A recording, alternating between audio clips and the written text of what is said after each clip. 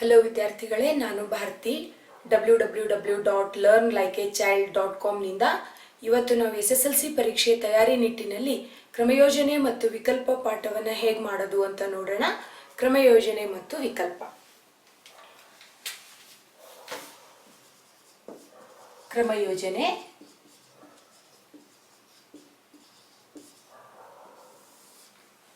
ವಿಕಲ್ಪ. ಸರಳವಾಗಿ ಒಂದೇ ವಾಕ್ಯದಲ್ಲಿ ಹೇಳೋದಾದ್ರೆ, ಎಲ್ಲೆಲ್ಲಿ ನಾವು ಜೋಡಣೆಯನ್ನ ಕಾಣ್ತೀವೋ ಅದೆಲ್ಲವೂ ಕೂಡ ಕ್ರಮಯೋಜನೆ. ಜೋಡಣೆ,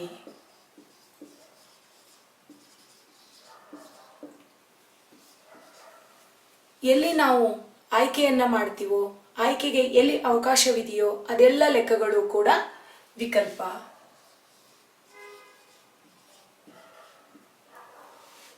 ಇನ್ನು ಕ್ರಮಯೋಜನೆಯನ್ನು ಕಂಡುಹಿಡಿಯೋದಕ್ಕೆ ನಿಮ್ಮ ಪುಸ್ತಕದಲ್ಲಿ ಕೊಟ್ಟಿರುವಂತಹ ಒಂದು ಸೂತ್ರ ಇದೆ.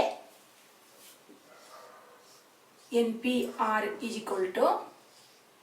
n factorial divided by n minus r factorial. ಹಾಗೆ ವಿಕಲ್ಪವನ್ನು ಕಂಡುಹಿಡಿಯೋದಕ್ಕೆ NCR = n factorial divided by n minus r factorial into r factorial.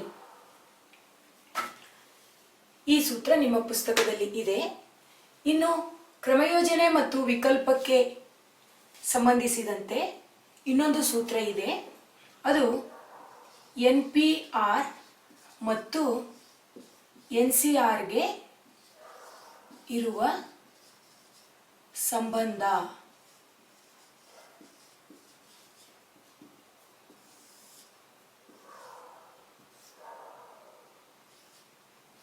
NPR divided by r factorial is equal to NCR.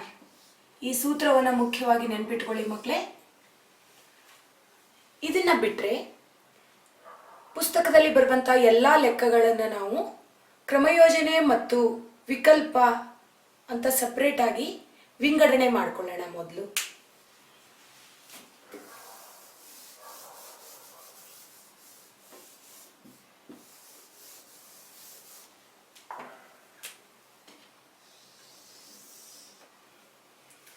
ಜೋಡಣೆ ಎಲ್ಲೆಲ್ಲಿ ಬರುತ್ತೆ ಅಂದರೆ, ಪುಸ್ತಕಗಳ ಜೋಡಣೆ,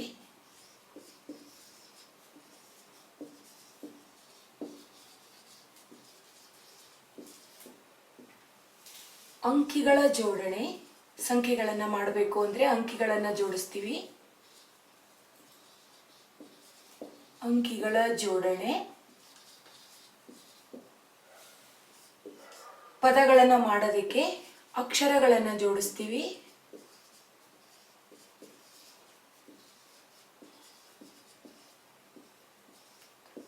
ಅಕ್ಷರಗಳ ಜೋಡಣೆ. ಕಾರ್ಯಕ್ರಮಗಳನ್ನು ಮಾಡಬೇಕು ಅಂದರೆ ವೇದಿಕೆಯ ಮೇಲೆ ಜನರನ್ನು ಕೂರಿಸೋದಕ್ಕೆ ಕುರ್ಚಿಗಳನ್ನು ಜೋಡಿಸ್ತೀವಿ.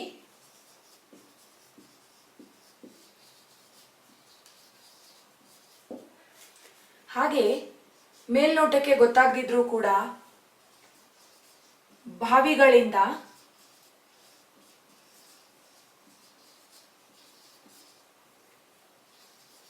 ನೀರನ್ನು ಸೇದುವುದು ಕೂಡ ಒಂದು ಜೋಡಣೆಯಾಗಿದೆ.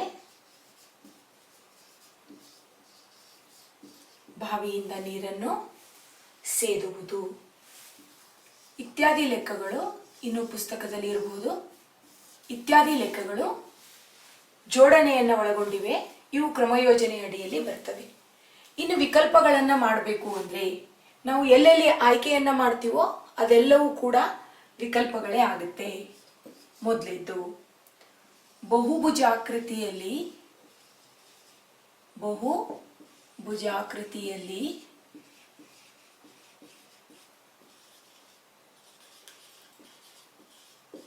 ಕರ್ಣಗಳ ಆಯ್ಕೆ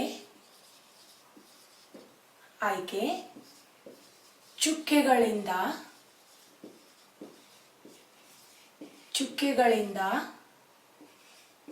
ಗೆರೆ ಅಥವಾ ರೇಖೆಗಳನ್ನು ಮತ್ತು ತ್ರಿಭುಜಗಳನ್ನು ರಚಿಸುವುದು.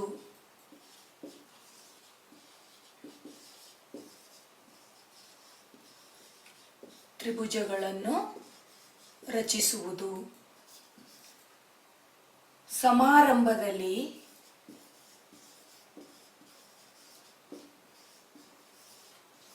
ಹಾಗೇನೂ ಆಗಬಹುದು. ಸಮಾರಂಭಗಳಲ್ಲಿ ಸ್ನೇಹಿತರು ಹಸ್ತಲಾಘವ ಮಾಡುವುದು. ಹಸ್ತಲಾಘವ ಮಾಡುವುದು. ಹಾಗೆ ಸಮಿತಿಗಳನ್ನು ರಚಿಸುವುದು.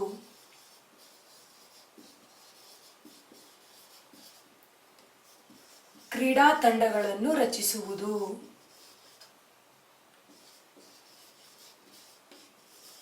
ಕ್ರೀಡಾ ತಂಡಗಳನ್ನು ರಚಿಸುವುದು.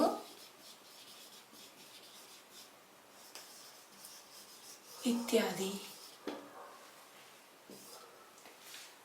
ಮಕ್ಕಳೇ, ಈ ಎಲ್ಲ ಲೆಕ್ಕಗಳನ್ನು ಅತ್ಯಂತ ಸುಲಭವಾಗಿ ಮಾಡೋದಕ್ಕೆ ಒಂದೇ ಒಂದು ಸಾಮಾನ್ಯ ಸೂತ್ರವನ್ನು ಇಟ್ಕೊಂಡು ನಾವು ಪ್ರಯತ್ನ ಮಾಡೋಣ.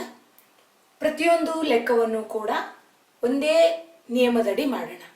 ಹೇಗೆ ಅಂತ ನೋಡಿ.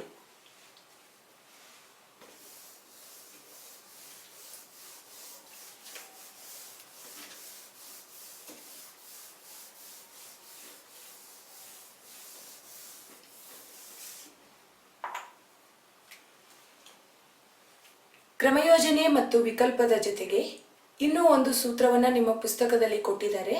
ಅದು ಯಾವುದು ಅಂದರೆ ಎಣಿಕೆಯ ಮೂಲತತ್ವ. ಈ ಮೂರು ಸೂತ್ರಗಳನ್ನು ಯಾವ ಸಂದರ್ಭದಲ್ಲಿ ಉಪಯೋಗಿಸಬೇಕು ಮತ್ತು ಹೇಗೆ ಉಪಯೋಗಿಸಬೇಕು ಅನ್ನೋದನ್ನು ಮೊದಲು ನೋಡೋಣ.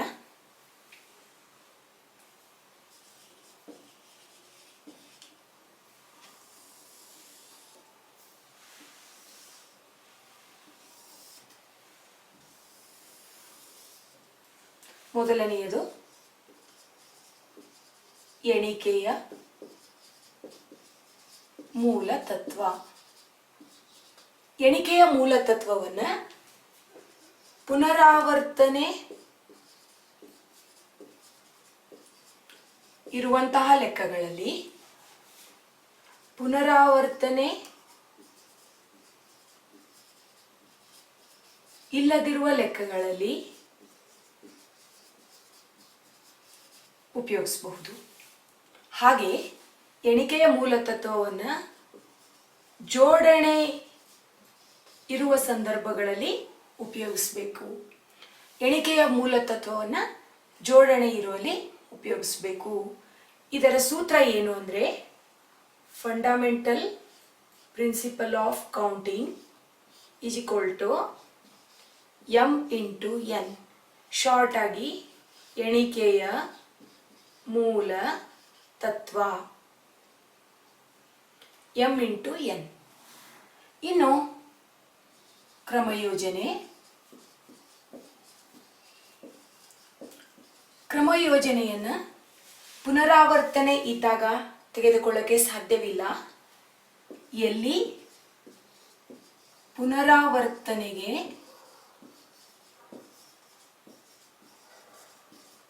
ಅವಕಾಶವಿಲ್ಲವೋ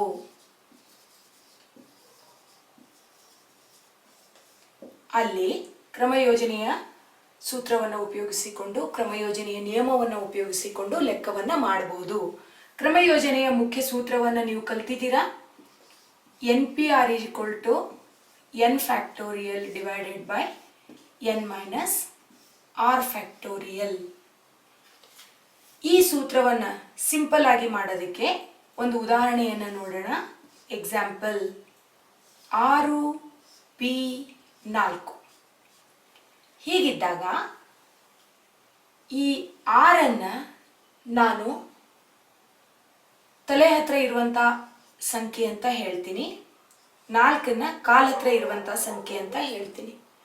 ಸೊ ಮಕ್ಕಳೇ, ಕಾಲ ಹತ್ರ ಇರುವಂಥ ಸಂಖ್ಯೆ ಎಷ್ಟಿದೆ? 4.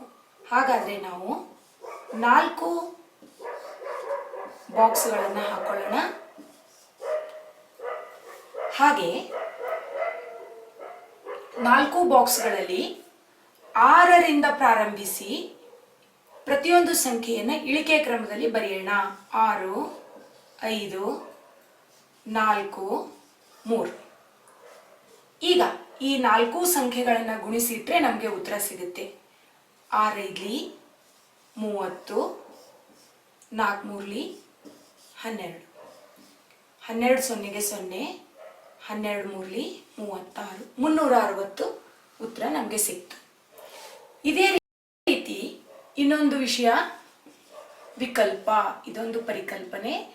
ಇದು ನಾವು ವಿಕಲ್ಪವನ್ನು ಎಲ್ಲಿ ಮಾಡ್ತೀವಿ, ವಿಕಲ್ಪದ ಲೆಕ್ಕಗಳನ್ನು, ಇದನ್ನು ಕೂಡ ಎಲ್ಲಿ ಪುನರಾವರ್ತನೆ ಅವಕಾಶವಿಲ್ಲವೋ ಅಲ್ಲಿ ವಿಕಲ್ಪವನ್ನು ಮಾಡ್ತೀವಿ. ಹಾಗಾದರೆ ಎಲ್ಲಿ ಪುನರಾವರ್ತನೆಗೆ ಅವಕಾಶವಿಲ್ಲವೋ ಅಲ್ಲಿ ಕ್ರಮಯೋಜನೆಯನ್ನು ಮಾಡ್ತೀವಿ, ಎಲ್ಲಿ ಪುನರಾವರ್ತನೆಗೆ ಅವಕಾಶವಿಲ್ಲವೋ ಅಲ್ಲಿ ವಿಕಲ್ಪವನ್ನು ಮಾಡ್ತೀವಿ. ಇದು ಹೇಗೆ ಸಾಧ್ಯ? ಇವೆರಡರಲ್ಲೂ ಕೂಡ ಒಂದು ನಮಗೆ ವ್ಯತ್ಯಾಸ ಬೇಕೇ ಬೇಕು. ಅದೇ ಸ್ನೇಹಿತರೆ, ಈಗ ಆಲ್ರೆಡಿ ನಾವು ತಿಳ್ಕೊಂಡಿದ್ದೀವಿ, ಒಂದು ಕಡೆ ಎಣಿಕೆ, ಇನ್ನೊಂದು ಕಡೆ ಆಯ್ಕೆ. ಹಾಗಾದರೆ ಎಲ್ಲಿ ಪುನರಾವರ್ತನೆಗೆ ಅವಕಾಶವಿಲ್ಲವೋ ಮತ್ತು ಜೋಡಣೆ ಇದೆಯೋ ಅಲ್ಲಿ ಕ್ರಮಯೋಜನೆಯನ್ನು ಉಪಯೋಗಿಸೋಣ. ಎಲ್ಲಿ ಪುನರಾವರ್ತನೆಗೆ ಅವಕಾಶವಿಲ್ಲ ಮತ್ತು ಆಯ್ಕೆ ಇದೆಯೋ ಅಲ್ಲಿ ವಿಕಲ್ಪವನ್ನು ಉಪಯೋಗಿಸೋಣ. ನೋಡಿ, ವ್ಯಾಖ್ಯೆ ಸ್ವಲ್ಪ ದೊಡ್ಡದಾಯಿತು, ಆದರೆ ಅರ್ಥಪೂರ್ಣವಾಗಿದೆ. ಇದೇ ರೀತಿ NCR ಫಾರ್ಮುಲಾ ಈಗ ಬರೆಯೋಣ. n factorial divided by n minus r factorial into r factorial. Shortcut ಮೆಥಡಲ್ಲಿ ಇದನ್ನು ಮಾಡೋದಾದರೆ ಒಂದು ಉದಾಹರಣೆಯನ್ನು ತಗೊಳ್ಳೋಣ. 6C4. ಇದೇ ರೀತಿ ಹಾಕಿದಂಗೆ ಇಲ್ಲೂ ಕೂಡ ಕಾಲತ್ರ ಇರುವಂತಹ ನಂಬರ್ ನೋಡಿ, ಎಷ್ಟು ನಂಬರ್ ಇದೆ? 4 ಬಾಕ್ಸ್ಗಳನ್ನು ಹಾಕೋಣ. ವಿಕಲ್ಪದಲ್ಲೂ 4 ಬಾಕ್ಸು, ಕ್ರಮಯೋಜನೆಯಲ್ಲೂ 4 ಬಾಕ್ಸ್. ಹೇಗೆ ಎರಡು ಸೇಮ್ ಹೇಗಿರಕ್ಕೆ ಸಾಧ್ಯ ಅಂತ ಯೋಚನೆ ಮಾಡ್ತಾ ಇದ್ದೀರಾ? ನೀವು ಸರಿಯಾಗಿ ಹೇಳ್ತಾ ಇದ್ದೀರಾ. ವಿಕಲ್ಪದಲ್ಲಿ ಮೇಲೆ 4 ಬಾಕ್ಸ್ ಹಾಕಿರೋ ಹಾಗೆ ಕೆಳಗೂ ಕೂಡ 4 ಬಾಕ್ಸನ್ನು ಹಾಕಬೇಕು. ಮೇಲೆ ತಲೆ ಹತ್ರ ಇರುವಂಥ ಅಂಕಿಯನ್ನು ಇಳಿಕೆ ಕ್ರಮದಲ್ಲಿ ಬರೆದ್ರೆ ಕೆಳಗಡೆ ಕಾಲತ್ರ ಇರುವಂಥ ನಂಬರನ್ನು ಇಳಿಕೆ ಕ್ರಮದಲ್ಲಿ ಬರೀಬೇಕು. 4 3 2 1.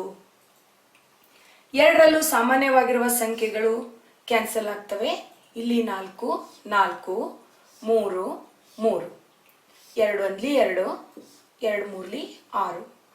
ಇಲ್ಲಿ ನಾವು ಇನ್ನೊಂದು ಬಾಕ್ಸನ್ನು ಹಾಕಿದೆ. ಈ 2 ನಂಬರನ್ನು ಗುಣಿಸ್ಕೊಳ್ತೀನಿ. 3 5 15. ಸೊ 6C4ನ ಬೆಲೆ 15. ಇದೇ ಲೆಕ್ಕವನ್ನು ನಾವು ಎಣಿಕೆಯ ಮೂಲತತ್ವದಲ್ಲಿ ಮಾಡಿದರೆ M 6 N 4 ಅಂತ ತಗೊಂಡ್ರೆ 6 4 24 ಉತ್ತರ ಬರುತ್ತೆ. ಈ ರೀತಿಯಾಗಿ ಎಣಿಕೆಯ ಮೂಲತತ್ವದಲ್ಲಿ ಸಿಂಪಲ್ ಗುಣಾಕಾರ ಮಾಡಿ ಇಡ್ತೀವಿ.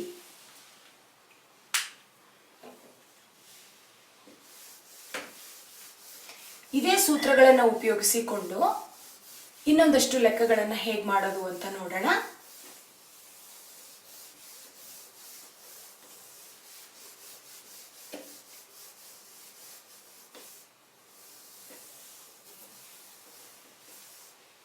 ಈಗ NP0, NP1, NP2 ಈ 3 ಲೆಕ್ಕಗಳನ್ನು ನಾವು ನಮಗೆ ಕೊಟ್ಟಿರುವಂಥ ಸಾಮಾನ್ಯ ಸೂತ್ರದಿಂದ ಮಾಡಿ ನೋಡೋಣ. ಶಾರ್ಟ್ಕಟ್ ಮೆಥಡಲ್ಲಿ ನಾನು ಹೇಳಿದ್ದೆ, ಕಾಲತ್ರ ಇರುವಂಥ ಸಂಖ್ಯೆಯನ್ನು ನೋಡಿ ನಾವು ಇಲ್ಲಿ ಬಾಕ್ಸ್ ಹಾಕ್ತೀವಿ ಅಂತ. ಕಾಲತ್ರ ಇರುವಂತಹ ಸಂಖ್ಯೆ R 0 ಆಗಿರೋದ್ರಿಂದ ನಾವಿಲ್ಲಿ ಯಾವುದೇ ಬಾಕ್ಸ್ ಹಾಕೋದಕ್ಕೆ ನಮಗೆ ಆಸ್ಪದ ಇಲ್ಲ. ಅದಕ್ಕೆ NP0ನ ಬೆಲೆ 1 ಅಂತ ತಗೊಂಡೆ. NP1 ಕಾಲತ್ರ ಸಂಖ್ಯೆ 1 ಇರೋದ್ರಿಂದ 1 ಬಾಕ್ಸ್ ಹಾಕೋದಕ್ಕೆ ನನಗೆ ಸ್ವಾತಂತ್ರ್ಯ ಇದೆ. ಈ ಬಾಕ್ಸಲ್ಲಿ ನಾನು ಇಲ್ಲಿ ಯಾವ ಸಂಖ್ಯೆಯನ್ನು ಕೊಟ್ಟಿರ್ತಾರೋ ಆ ಸಂಖ್ಯೆಯನ್ನು ಇಳಿಕೆ ಕ್ರಮದಲ್ಲಿ ಬರೀತಿದ್ದೆ. ಒಂದೇ ಬಾಕ್ಸ್ ಇರೋದ್ರಿಂದ ಎನ್ ಅಷ್ಟೇ ಬರದೆ, ಸೊ NP1ನ ಬೆಲೆ ಎನ್. ಹಾಗೆ NP2 ನೋಡೋಣ. ಕಾಲ್ ಹತ್ರ 2 ಸಂಖ್ಯೆ ಇರೋದ್ರಿಂದ ನಾನು 2 ಬಾಕ್ಸನ್ನು ಹಾಕ್ತೀನಿ. ಇಲ್ಲಿ ಮೊದಲನೆಯ ಬಾಕ್ಸಲ್ಲಿ ಎನ್ ಬರದೆ ನಾವು ಇಲ್ಲಿರುವಂಥ ಸಂಖ್ಯೆಯನ್ನು ಇಳಿಕೆ ಕ್ರಮದಲ್ಲಿ ಬರಿತೀವಿ. ಅಂದರೆ 5 ಕೊಟ್ಟಿದ್ರೆ 5, 4, 3, 2, 1. 5ನ್ನು 4 ಮಾಡಬೇಕು ಅಂದರೆ ಏನು ಮಾಡಿದ್ವಿ? ಒಂದು ಸಂಖ್ಯೆಯನ್ನು ಕಳೆದ್ವಿ. 5ನ್ನು 3 ಮಾಡಬೇಕು ಅಂದರೆ ಏನು ಮಾಡಿದ್ವಿ? 2 ಸಂಖ್ಯೆಗಳನ್ನು ಕಳೆದ್ವಿ. Absolutely right. ಹಾಗೆ ಎನ್ನನ್ನು ಮುಂದಿನ ಸ್ಥಾನದಲ್ಲಿ ಬರಿಬೇಕು ಅಂದರೆ 1 ಕಳಿಬೇಕು. n-1 ನೋಡಿ, ಇದರ ಉತ್ತರ n-1 ಹೀಗೆ. ಇನ್ನು ಇದೇ ಲೆಕ್ಕಗಳನ್ನು ವಿಕಲ್ಪದಡಿಯಲ್ಲಿ ಬಂದರೆ ಏನಾಗುತ್ತೆ ನೋಡೋಣ. NC0 ಬಾಕ್ಸ್ ಹಾಕೋದಕ್ಕೆ ಆಸ್ಪದನೇ ಇಲ್ಲ, ಅದಕ್ಕೆ ಉತ್ತರ 1. NC1 ಬಂದರೆ 1 ಬಾಕ್ಸ್ ಹಾಕೋದಕ್ಕೆ ನಮಗೆ ಆಸ್ಪದ ಇದೆ. ನೆನ್ಪಿಟ್ಕೊಳ್ಳಿ ಮಕ್ಕಳೇ, ವಿಕಲ್ಪ ಬಂದಾಗ ಅಂಶ ಮತ್ತು ಛೇದ 2 ಜಾಗದಲ್ಲೂ ನಾವು ಬಾಕ್ಸನ್ನು ಹಾಕ್ತೀವಿ. ಇಲ್ಲಿ n ಕೆಳಗಡೆ 1, n/1. n ಅನ್ನು 1ರಿಂದ ಭಾಗಿಸಿದ್ರೆ ಪುನಃ ಉತ್ತರ ನಮಗೆ n ಬರುತ್ತೆ. ಹಾಗೆಯೇ NC2 ತಗೊಂಡ್ರೆ ಕಾಲ್ ಹತ್ರ ಸಂಖ್ಯೆ 2 ಇರೋದ್ರಿಂದ 2 ಬಾಕ್ಸ್ಗಳನ್ನು ಹಾಕೋದಕ್ಕೆ ಆಸ್ಪದ ಇದೆ, ಚಾನ್ಸ್ ಇದೆ. ಸೊ 2 ಬಾಕ್ಸನ್ನು ಹಾಕಿದೆ. ಕೆಳಗೂ ಕೂಡ 2 ಬಾಕ್ಸನ್ನು ಹಾಕಬೇಕು. ಮೇಲೆ ಎನ್ನಿಂದ ಪ್ರಾರಂಭ ಮಾಡಿ ಒಂದೊಂದನ್ನೇ ಕಮ್ಮಿ ಮಾಡ್ತಾ ಹೋಗ್ತೀನಿ. n-1. ಕೆಳಗಡೆ 2, ಇಲ್ಲಿದೆ 2, ಕಮ್ಮಿ ಮಾಡಿದ್ರೆ 1. So n-1/2. ಈ ರೀತಿ ಇವುಗಳನ್ನೆಲ್ಲ ಜನರಲೈಸ್ಡ್ ಫಾರ್ಮ್ ಅಥವಾ ಸ್ಟ್ಯಾಂಡರ್ಡ್ ಫಾರ್ಮ್ ಅಂತ ಪುಸ್ತಕದಲ್ಲಿ ಕೊಟ್ಟಿದ್ದಾರೆ. ಈ ಸೂತ್ರಗಳನ್ನು ಅಲ್ಲಿ ನಾವು ಜ್ಞಾಪಕ ಇಟ್ಕೋಬೇಕಾಗುತ್ತೆ. ಆದರೆ ಈ ರೀತಿ ಲೆಕ್ಕ ಮಾಡಿದಾಗ ಜ್ಞಾಪಕ ಇಟ್ಕೊಳ್ಳುವಂಥ ಅವಶ್ಯಕತೆ ಇಲ್ಲ.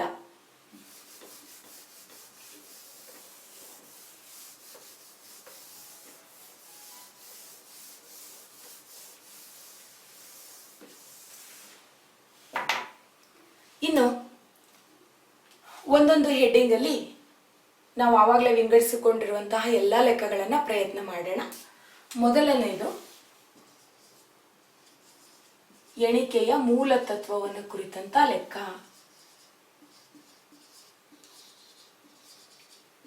ಇದನ್ನ ಫಂಡಮೆಂಟಲ್ ಪ್ರಿನ್ಸಿಪಲ್ ಆಫ್ ಕೌಂಟಿಂಗ್ ಅಂತ ಹೇಳ್ತೀವಿ.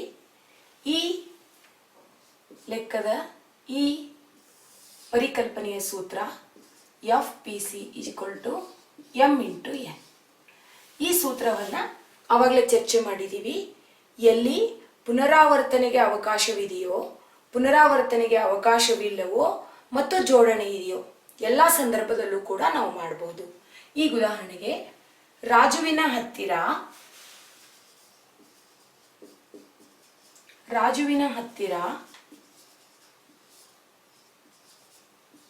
3 ಟೀ ಶರ್ಟ್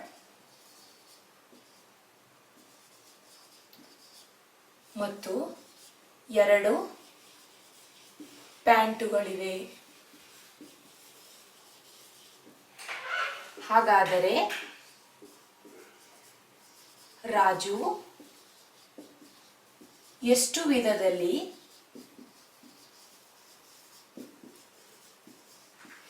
ಈ ಬಟ್ಟೆಗಳನ್ನು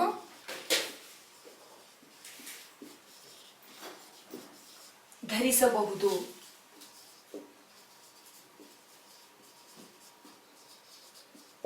ನೋಡಿ ಮಕ್ಕಳೇ, FPC fundamental principle of counting, ಎಣಿಕೆಯ ಮೂಲತತ್ವ m × n. 3 ಟೀ ಶರ್ಟ್ಗಳು, 2 ಪ್ಯಾಂಟ್ಗಳು. Very simple. 3 2 6. ತುಂಬ ಸಿಂಪಲ್ ಆಗಿದೆ. ಮುಂದಿನ ಹಂತದ ಪ್ರಶ್ನೆಯನ್ನು ನೋಡೋಣ. ಮುಂದಿನ ಹಂತದಲ್ಲಿ 1, 2, 3, 4, 5 ಈ ಸಂಖ್ಯೆಗಳನ್ನು ಉಪಯೋಗಿಸಿಕೊಂಡು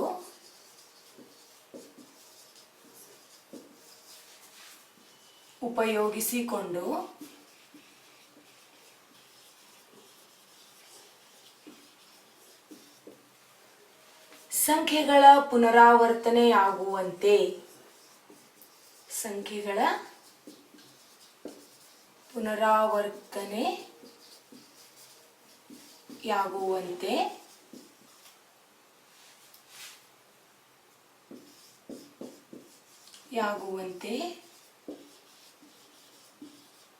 ಎಷ್ಟು ವಿಧಗಳಲ್ಲಿ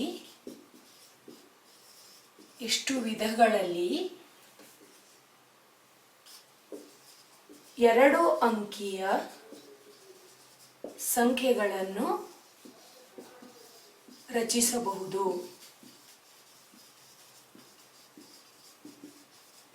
ನೋಡಿ, 1, 2, 3, 4, 5 ಸಂಖ್ಯೆಗಳನ್ನು ಕೊಟ್ಟಿದ್ದಾರೆ. 2 ಅಂಕಿಯ ಎಷ್ಟು ಸಂಖ್ಯೆಗಳನ್ನು ರಚಿಸಬಹುದು ಅಂತ. ಸೊ 2 ಅಂಕಿಗಳು ಬೇಕು ಅಂದರೆ 2 ಬಾಕ್ಸ್. ಮೊದಲನೆಯ ಬಾಕ್ಸನ್ನು ಇಲ್ಲಿರುವಂತಹ ಯಾವ ಸಂಖ್ಯೆಯಿಂದ ಆದರೂ ತುಂಬೋದು. ಕೆಲವು ಮಕ್ಕಳು ಏನು ಮಾಡಿಬಿಡ್ತಾರೆ ಅಂದರೆ ಕೊನೆಯ ಸಂಖ್ಯೆ 5 ಕಂಡ ತಕ್ಷಣ ಇಲ್ಲಿ 5 ಬರೀತಾರೆ, ಕೊನೆಯ ಸಂಖ್ಯೆ 3 ಕಂಡ ತಕ್ಷಣ ಇಲ್ಲಿ 3 ಬರೀತಾರೆ. ಅದು ತಪ್ಪು ಮಕ್ಕಳೇ. ಇಲ್ಲಿ ಎಷ್ಟು ಸಂಖ್ಯೆಗಳಿದಾವೆ ಅನ್ನೋದನ್ನು ನಾವು ಎಣಿಸ್ಕೋಬೇಕು. ಕೆಲವು ಸಲ 0ಯಿಂದ ಇದು ಪ್ರಾರಂಭವಾಗಿದ್ರೆ 6 ಸಂಖ್ಯೆಗಳಾಗ್ತವೆ. ದೊಡ್ಡ ಸಂಖ್ಯೆ ಆವಾಗಲೂ ನಿಮ್ಗೆ 5 ಕಾಣಿಸುತ್ತೆ. ನೀವು ಇಲ್ಲಿ 5ನ್ನೇ ಬರೀಬಾರ್ದು. ಅದಕ್ಕೆ ಏನು ಮಾಡಿ, ಒಂದು ಶಾರ್ಟ್ಕಟ್ ಮೆಥಡ್ ಅಂದರೆ, ಈಸಿ ಮೆಥಡ್ ಅಂದರೆ, ಇವುಗಳಿಗೆ ಸರ್ಕಲ್ ಹಾಕಿ ಈ ಅಂಕಿಗಳನ್ನು ನೀವು ಕಾಣದೇ ಇರೋ ಹಾಗೆ ಸ್ಕ್ರ್ಯಾಚ್ ಮಾಡಿ. ಈಗ ಕೇವಲ ಸರ್ಕಲ್ಗಳನ್ನು ಎಣಿಸ್ಕೊಳ್ಳಿ. 1, 2, 3, 4, 5. ಸೊ 5 ಸರ್ಕಲ್ಗಳಿದಾವೆ ಅಂದರೆ ಮೊದಲನೆಯ ಬಾಕ್ಸನ್ನು ನಾವು 5 ರೀತಿಯಲ್ಲಿ ತುಂಬಬಹುದು. ಎರಡನೆಯ ಬಾಕ್ಸನ್ನು ಕೂಡ 5 ರೀತಿಯಲ್ಲಿ ನಾವು ತುಂಬಬಹುದು. ಯಾಕೆ ಅಂದರೆ ಪುನರಾವರ್ತನೆಗೆ ಅವಕಾಶವಿದೆ. ಆದ್ದರಿಂದ ಫಂಡಮೆಂಟಲ್ ಪ್ರಿನ್ಸಿಪಲ್ ಆಫ್ ಕೌಂಟಿಂಗ್ ಉಪಯೋಗಿಸ್ಕೊಂಡ್ರೆ m×n ಸೂತ್ರದಲ್ಲಿ ನಾವು ಬೆಲೆ ಹಾಕಿದ್ರೆ ನಮಗೆ 5 × 5 25 ಉತ್ತರ ಬರುತ್ತೆ. 5 5 25. ಇದೇ ರೀತಿಯಾದಂಥ ಇನ್ನೊಂದು ಲೆಕ್ಕವನ್ನು ನೋಡೋಣ. ಎಣಿಕೆಯ ಮೂಲ ತತ್ವಗಳ ಅಡಿಯಲ್ಲಿ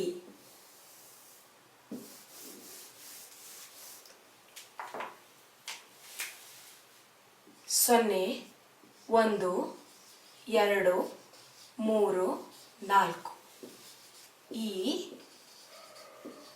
ಸಂಖ್ಯೆಗಳನ್ನು